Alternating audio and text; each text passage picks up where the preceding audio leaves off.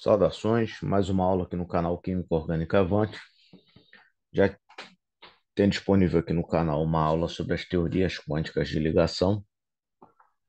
E naquela aula eu comentei sobre os princípios básicos das teorias quânticas de ligação que são baseadas na equação de Schrödinger.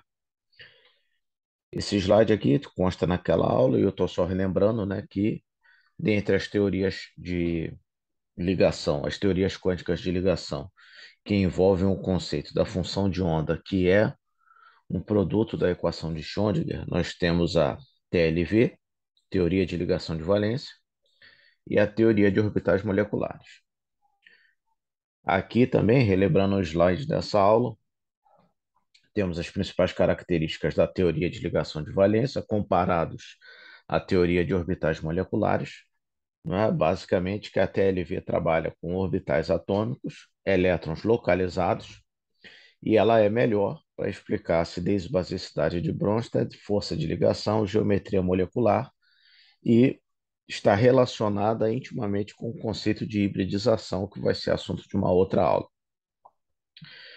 Já a teoria de orbitais moleculares, ela considera que os orbitais pertencem à molécula e os elétrons estão deslocalizados ao longo de toda a superfície molecular, e ela é muito boa para explicar a acidez e basicidade de Lewis, acidez e basicidade de Pearson, espectro eletrônico, elétron, afinidade, potencial de ionização e o magnetismo.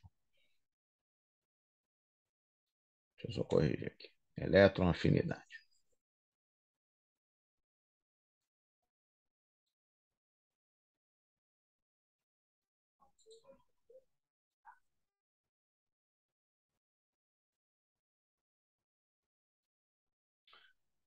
Bom, então a TLV, a teoria de ligação de valência, ela tem dois alicerces conceituais.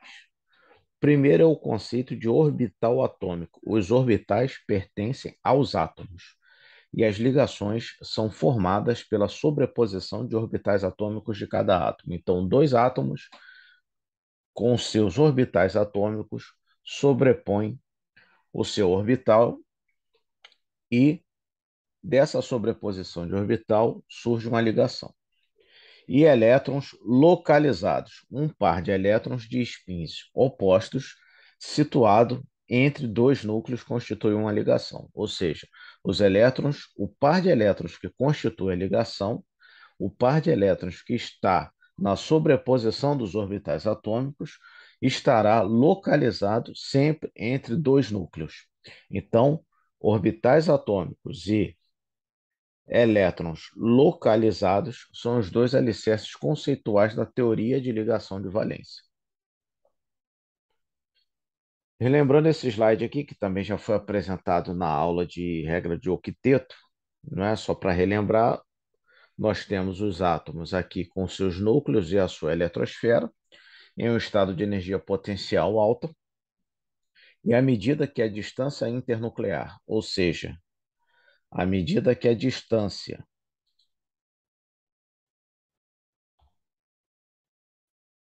entre esses dois núcleos vai diminuindo, ocorre a ligação química.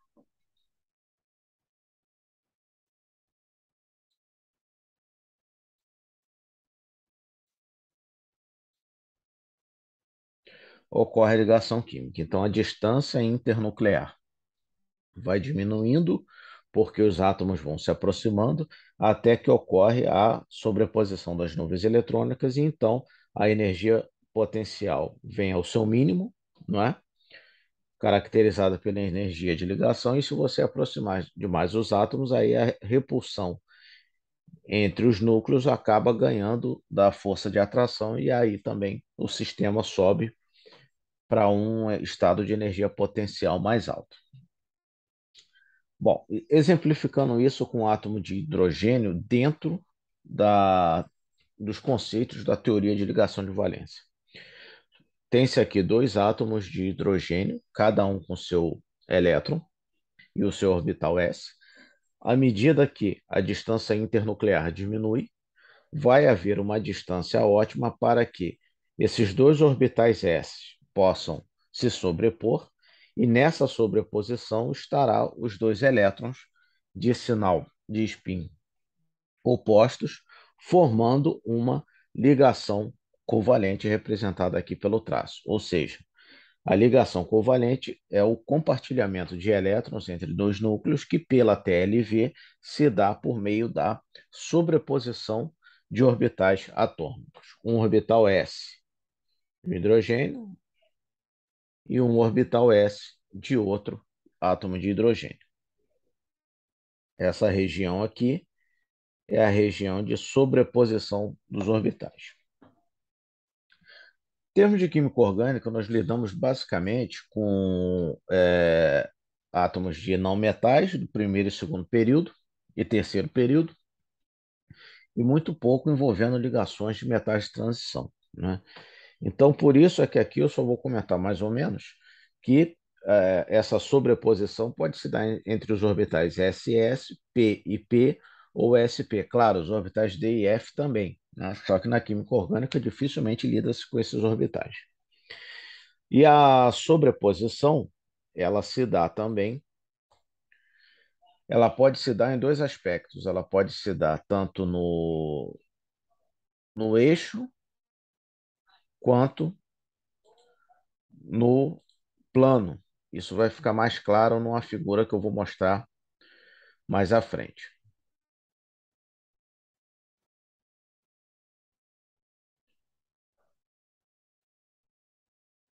Bom, então aqui são as figuras dessa sobreposição. Um orbital S com outro orbital S, eles vão se sobrepor, como por exemplo na molécula de hidrogênio, e essa região de sobreposição é onde vão ficar os elétrons. Ela também pode se dar entre dois orbitais P, e aqui é a região de sobreposição. Nesse caso aqui, como exemplo, a molécula de cloro 2, como ela pode se dar entre um orbital S e um orbital P, como na molécula do HCl, por exemplo, sendo aqui a região de sobreposição entre um orbital S do hidrogênio e um orbital P do cloro. Essa questão de sobreposição no eixo ou sobreposição no plano, pelo modelo da TLV, é o que explica as ligações simples, duplas e triplas, né? Pelo modelo da TLV, considerando orbitais atômicos fundamentais, os orbitais P, por exemplo, eles estão alinhados nos eixos X, Y e Z, certo? Então, quando você encontra dois átomos, os orbitais PX, por exemplo, eles estarão no mesmo eixo, aqui o eixo do X. Já os orbitais Z e os orbitais Y, eles estarão alinhados em eixos paralelos, certo? E esses eixos paralelos estão, então, em planos também paralelos. Então, por isso que nós dizemos que é uma sobreposição no plano, ou seja, é uma interação que vai se dar no plano aonde esses orbitais estão orientados. Alguns livros chamam de sobreposição frontal, para se referir à sobreposição no eixo, e sobreposição lateral, para se referir à sobreposição no plano. Isso é uma questão de preferência do professor. Nas minhas aulas, eu utilizo sobreposição no eixo e sobreposição no plano, mas sobreposição frontal e sobreposição lateral também está correto. Bom, vendo um exemplo aqui, na molécula de F2, por exemplo. Aqui eu estou omitindo o orbital S, que tem dois elétrons, para o desenho não ficar muito poluído, muito carregado de informação. Até porque, pelo modelo da TLV com átomos em seu estado fundamental, no caso da ligação flúor-flúor, essa ligação se dará por meio da sobreposição de dois orbitais P. Então, nesse caso, temos aqui o PX, por exemplo, o orbital PX, os orbitais PZ e PY estão ocupados, e a sobreposição no eixo desses orbitais vai se dar aqui a ligação química entre os dois átomos de flúor, formando a ligação simples, por meio da sobreposição de orbitais π no eixo. A molécula de O2, por exemplo, eu tenho dois átomos de O2, sendo que os orbitais P, um está preenchido e outros dois estão semi-preenchidos. Então, aqui é que vai se dar a formação da ligação. Os orbitais P que estão no mesmo eixo vão formar uma ligação química por uma sobreposição no eixo, e os orbitais semi-preenchidos que estão orientados em planos paralelos, eles vão formar uma outra ligação por meio da sobreposição do plano. Nesse caso aqui, nós temos a formação de uma ligação dupla, ou seja, os átomos estão fazendo duas ligações covalentes entre eles. Entretanto, uma se dá no eixo e a outra se dá no plano. Para fazer referência a essa distinção, disse que a sobreposição no eixo é a chamada ligação sigma e a sobreposição no plano é a chamada ligação π. E toda ligação dupla pelo modelo da TLV vai ser composta por uma ligação sigma, que é a sobreposição no eixo, e uma ligação π, que é a sobreposição no plano. No caso do nitrogênio, o nitrogênio tem o orbital 1s, que eu também não representei aqui para não deixar a figura carregada, e tem os três orbitais p semi-preenchidos que vão formar três ligações. Uma ligação no eixo, entre a sobreposição dos orbitais p que estão no mesmo eixo, e agora duas sobreposições no plano, entre os orbitais que estão no plano no eixo Z e no eixo Y. Então, vão ser duas sobreposições no plano que vão formar três ligações, uma no eixo e duas no plano. Isso quer dizer o quê? Que a ligação tripla é formada por uma ligação sigma, que é a sobreposição no eixo, e duas ligações π, que representam cada uma das sobreposições do plano do eixo Z e do plano do eixo Y, por exemplo. Então, toda ligação tripla vai ser composta por uma ligação sigma e duas ligações π dentro dos conceitos da teoria de ligação de valência. Entretanto, a teoria de ligação de valência concebida em sua forma original, ela apresentou algumas falhas, né? A primeira delas é que, como ela trabalhava com orbitais atômicos em seu estado fundamental, orbital S, P, D e F, tudo no seu estado fundamental, isso logo foi percebido que não era adequado para descrever uma coisa importante, a chamada geometria molecular, que já tem uma aula aqui no canal, né? Que quando você emprega a TLV valendo-se somente dos orbitais atômicos fundamentais, a geometria molecular prevista falha, né? Para explicar a geometria molecular real observada nos, na realidade, né? Como eu expliquei na aula de geometria molecular, hoje você tem sim, já naquela época, início do século XX, tinha-se difração de raio-x para você saber a orientação dos átomos no espaço e determinar a geometria molecular. Então, esses experimentos deixaram claro que a teoria de ligação de valência ela falhava completamente para explicar, para prever essa geometria quando se empregavam orbitais atômicos fundamentais.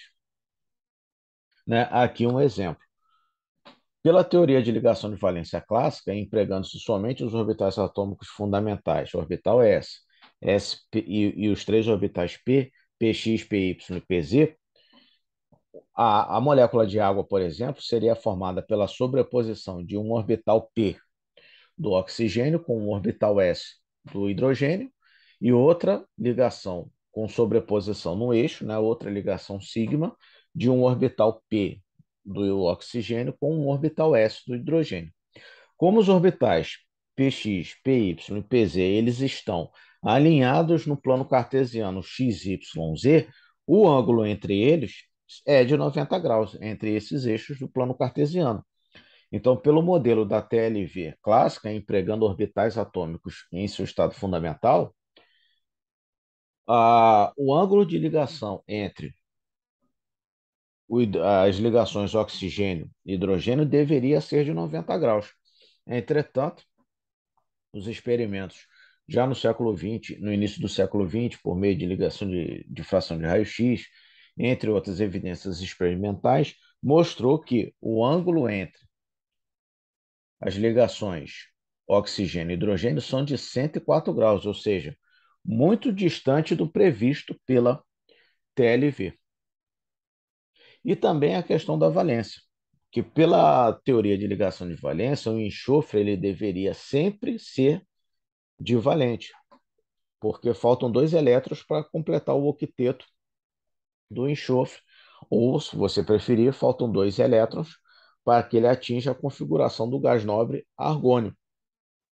Então, ele deveria sempre ser divalente. Realmente, no gás sulfídrico, ele é divalente o H2S está perfeitamente atendendo o modelo da TLV.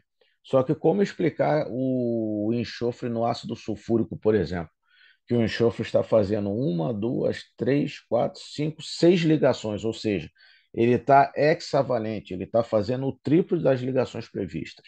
O modelo da TLV, empregando os orbitais atômicos em seu estado fundamental, também falhava completamente para explicar moléculas hipervalentes. Um outro caso clássico é o PCl5, do fósforo, que o fósforo está no mesmo grupo do nitrogênio, então deveria sempre ser trivalente igual o nitrogênio.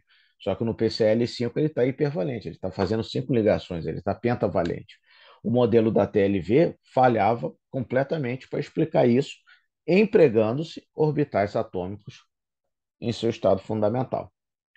Então, para corrigir essas falhas, Linus Pauling, que isso aqui vai ser assunto de uma outra aula, ele concebeu o conceito de orbitais atômicos híbridos, ou seja, o fenômeno da hibridização, combinando as funções de onda dos orbitais moleculares. Então, isso eu vou explicar numa outra aula só de hibridização, tá?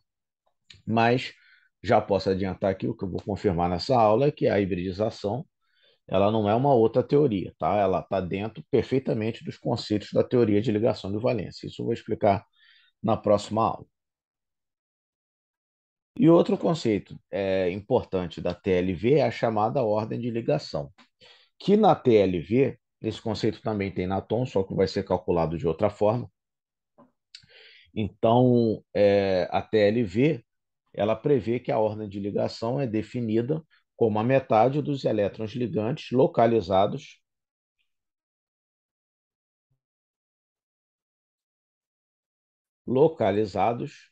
entre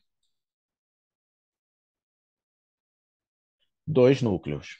Ou seja, matematicamente, a ordem de ligação é igual a n dividido por 2, sendo n o número de elétrons localizados entre dois núcleos. Então, por exemplo, qual é a ordem de ligação da molécula de F2? Eu tenho uma ligação simples, uma ligação sigma. Eu tenho dois elétrons nessa ligação. Toda ligação covalente corresponde a dois elétrons. Então, se eu tenho dois elétrons dividido por dois, eu tenho ordem de ligação 1, uma ligação simples. Na molécula de oxigênio, eu tenho quatro elétrons, eu tenho duas ligações, cada ligação são dois elétrons, então eu tenho quatro elétrons entre dois núcleos. Quatro dividido por dois, dois. Eu tenho uma ordem de ligação 2, que na TLV nós vamos chamar isso de ligação dupla. E na molécula de nitrogênio, eu tenho três ligações, né? Uma ligação tripla, uma ligação sigma e duas ligações pi. Eu tenho três ligações. Se eu tenho três ligações, cada ligação tem dois elétrons, então eu tenho seis elétrons entre os dois núcleos, entre os dois átomos de nitrogênio. Seis dividido por dois, ordem de ligação 3, que dentro da teoria de ligação de valência corresponde a uma ligação tripla. Bom, esses são os conceitos básicos da teoria de ligação de valência, que ainda é uma teoria muito utilizada e perfeitamente válida, conforme eu expliquei na aula anterior, que é uma introdução às teorias quânticas de ligação, tá? E essas falhas da TLV original foram muito bem corrigidas com o conceito de hibridização, que vai ser o assunto da próxima aula. Bom, era isso. Obrigado. Bom estudo.